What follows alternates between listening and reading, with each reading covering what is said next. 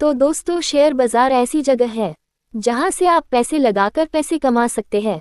लेकिन इसका मतलब ये नहीं है कि ये जुआ है, ऐसा बिल्कुल नहीं है। ये बिजनेस है। हम इसके ऊपर जितनी मेहनत करेंगे ये हमको उतना ही मुनाफा देगा। तो दोस्तों, ये है मेरा चैनल पर्दाफाश, जहां मैं आपको आज शेयर बाजार की बेसिक जानकारी दूंगा। बने रहे हमारे साथ। तो हमारा सबसे पहली कंफ्यूजन ये होती है कि आखिर शेयर मार्केट होता क्या है। तो दोस्तों, हम शेयर बाजार में बिना सीखे या बिना नॉलेज के हम बहुत सारे पैसे इसमें गंवा सकते हैं। लेकिन अगर हम इसको पहले सीख लेते हैं तो बहुत सारे पैसे बना भी सकते हैं। तो हमको अगर शेयर बाजार में आना है तो धैर्य रखना बहुत जरूरी है, लालच बिल्कुल भी नहीं करना है और बिना सीखे इसमें कोई भी पैसा नहीं लगाना है। मैं अपने एक्सपीरियंस से बोल रहा हूँ। तो दोस्तों, शेयर का मतलब होता है हिस्सा और मार्केट का मतलब होता है बाजार। तो जब कोई कंपनी अपनी कंपनी को बड़ा करने के लिए पैसे जुटाती है तो वह अपना छोटा सा हिस्सा मार्केट में रखती है, उसको हम शेयर कहते हैं और हम उसको खरीदते हैं, जिसके बाद उस कंपनी में हमारा छोटा सा हिस्सा हो जाता है। पर इसका मतलब ये नहीं है कि हम उस कंपनी के मालिक बन जाते हैं। तो जब उस कंपनी को कोई मुनाफा होता है तो उसके उस शेयर का प्राइस बढ़ता है और हमको मुनाफा होता है, और उसका उल्टा जब कंपनी को कोई घाटा होता है तो हमको भी घाटा होता है। तो अपने पैसे कहीं भी लगाने से पहले ये ध्यान रखना जरूरी है कि आगे चलकर कौन सी कंपनी हमें मुनाफा देगी, उसके बारे में हमको रिसर्च करनी होती है। वो हम आपको आगे बताएंगे रिसर्च कैसे करते हैं। नहीं तो जितनी जल्दी आप पैसे कमाने के बारे में सोचते हैं उतने ही जल्दी आपके पैसे डूब जाते हैं, क्योंकि मार्केट में उतार चढ़ाव होता रहता है। तो हमको इसका ध्यान रखना बहुत जरूरी है। तो चलिए जानते हैं कि शेयर बाजार में हमें अपने पैसे कब लगाने चाहिए। सबसे पहले हमको इसके बारे में जानकारी लेनी है और सीखना है कि हमको मार्केट कैसे काम करती है। उसके बाद ही हमको इसमें अपने पैसे डालने हैं।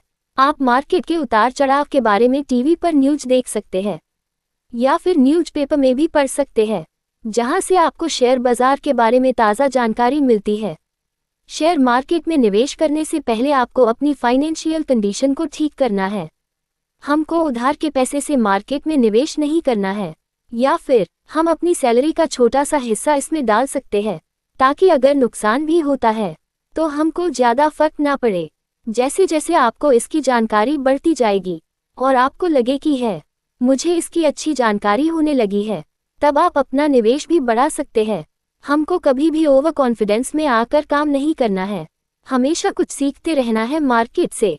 तो दोस्तों, अब हम जानते हैं कि शेयर मार्केट में शेयर को खरीदते कैसे हैं। तो इसके लिए हमको एक डीमैट अकाउंट की ज़रूरत होती है। आप अपना डीमैट अकाउंट किसी भी ब्रोकर से खुलवा सकते हैं। आजकल बहुत सारे ब्रोकर मार्केट में हैं। डीमैट अकाउंट में आपके शेयर रखे जाते हैं। जैसे हम बैंक में पैसे रखते हैं, वैसे ही डीमैट अकाउंट में शेयर रखे जाते हैं, जिनको हम कभी भी बेच सकते हैं। अगर आप शेयर बाजार में निवेश करना चाहते हैं तो आपके पास डीमैट अकाउंट होना बहुत ही जरूरी है। इसके बिना आप शेयर बाजार में निवेश नहीं कर सकते, क्योंकि आपको जो मुनाफा या नुकसान होता है वो सब वहीं पर आपको दिखता है, ना कि आपके बैंक अकाउंट में। और डीमैट अकाउंट आपके अकाउंट से लिंक होता है। आपका जब मन हो आप डीमैट अकाउंट से पैसे बैंक में डाल सकते हैं।